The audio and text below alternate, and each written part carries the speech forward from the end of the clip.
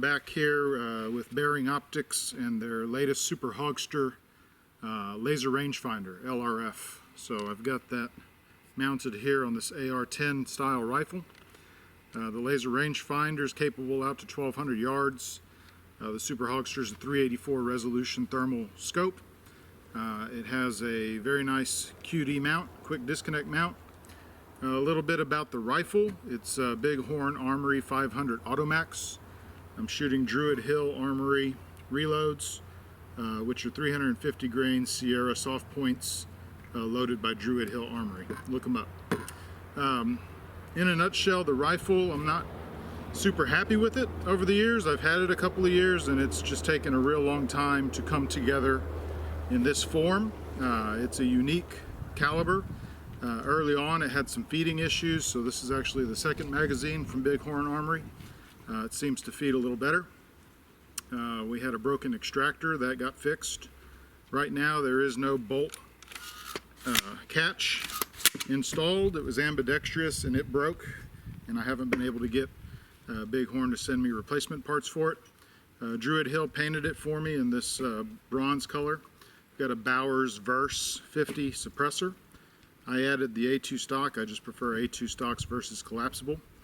But in essence, to get this to cycle, and hopefully when we start shooting here, it'll cycle for us like it has been the last few weeks, I had to add the can. I tried factory ammo from a number of different places before getting suppressed, and every third or fourth shot it would jam up. When Druid did the load development with my rifle, he was having some feeding issues with it. What I changed after I got it back from Druid is I completely sealed the gas tube to where it meets the gas block. I used an epoxy. I sealed any gas that it was leaking. I had a lot of carbon leaking out of the gas tube to gas block area. So I sealed that up as best I could, and then I assume the back pressure from the Bowers Verse is allowing the action to cycle fully and completely and pick up that next round from the magazine. A lot of my failures to feed I believe, were short stroke type action of the bolt carrier group. So that's about the rifle. The optic, I've done a review video on it. You can check it out on the channel. I hope to just get some hogs down on the ground with this 500 Auto Max over the next month or so, just to demonstrate with a 50 caliber 350 grain jacketed hollow point. It is hollow point. I said soft point earlier. It's a hollow point. How that performs on hogs. That's sort of one of my interests in hunting, is using a wide variety of calibers and seeing what the performance capabilities and limitations are of them. So we're restricted to 5 rounds with this type of magazine, so you don't get a whole lot of follow-up shots. The rifle is heavy. I have the another thing I didn't mention about getting this gun put together was I had a baffle strike the very first time out with the Bowers Verse. It was indexing off the muzzle crown. They design it to not index off the shoulder but the crown, and something's off, and so the suppressor was canted a little bit right. I had a baffle strike. It went back to Bowers, got redone, and when it came back to me I used a machine spacer on the shoulder to index the suppressor to the rifle, and it is not askew any longer. So it's been one thing after another. But anyways, let's get some rounds down range here. We'll shoot at 100 yards. I've already previously zeroed this, so this is a check zero before going on a hunt tonight. And again, I hope to bring you some Super Hogster LRF images over the next month or so with some 500 Auto Max kills. All right, here we go.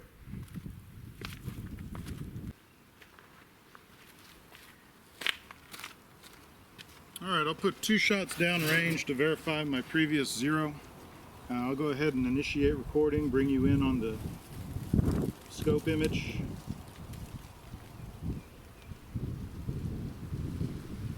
Alright, we are recording. The rangefinder shows 100 yards to target, which is perfect. I have a white block for an aiming point, so as I move it around here, there's a white pip for the reticle, and I have it in Black Hawk mode. And so I'll load a full magazine here.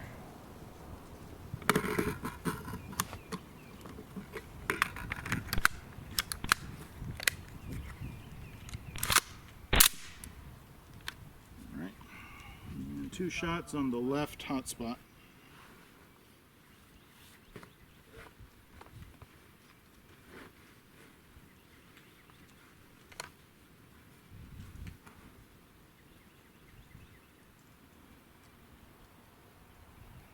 Bagged front and back, so I'm good and steady.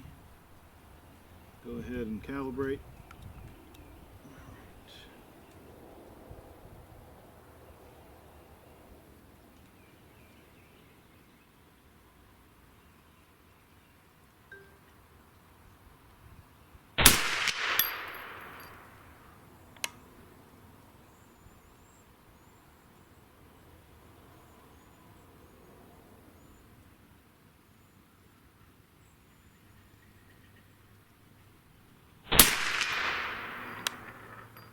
All right, safe.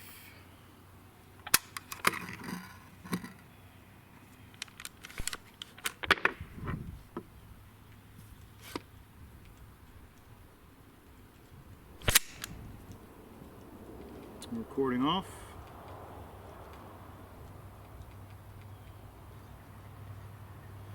The Bering Optics Super Hogster and Super Yoder LRF. Let's talk a little bit about their recoil capabilities. So Bering spec'd a magnesium alloy housing, AA batteries which are situated in this orientation, 4 of them.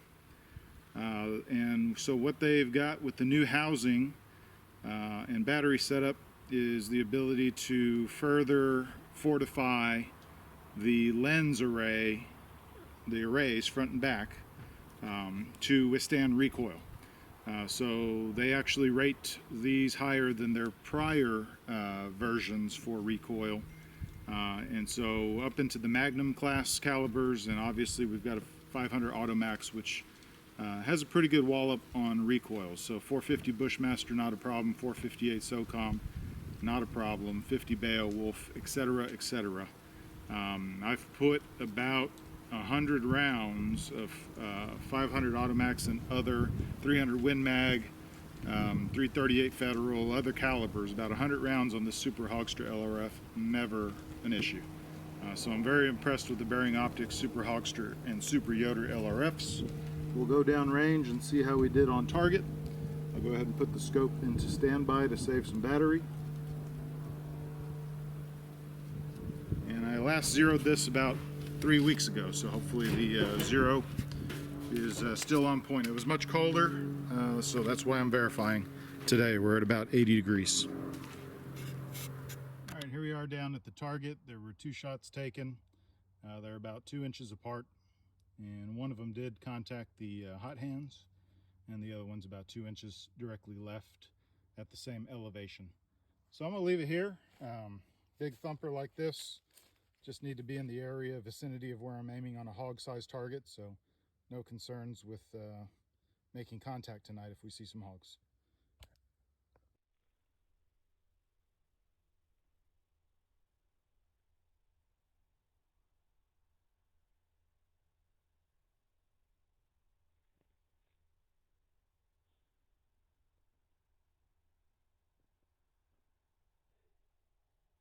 Not a huge improvement.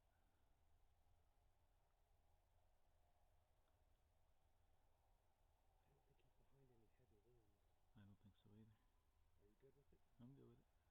Shoot ready? Ready. 3, 2, 1.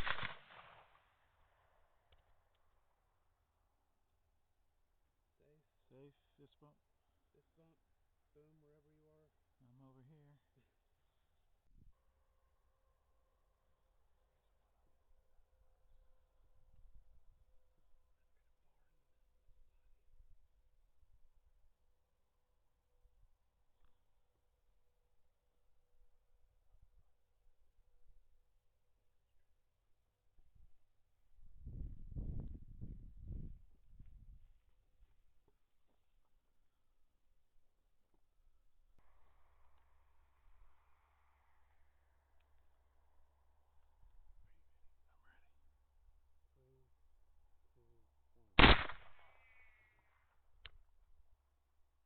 Safe. Safe. 2 shots, 2 hits.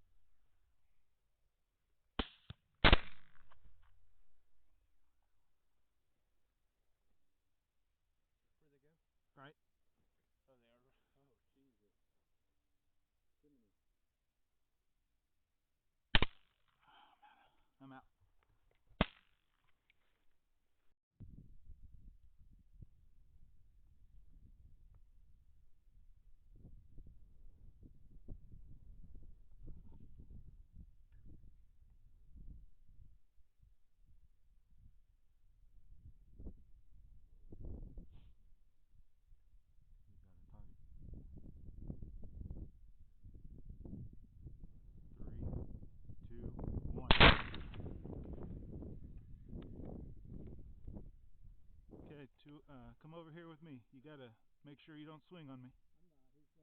I'm not. He's going left.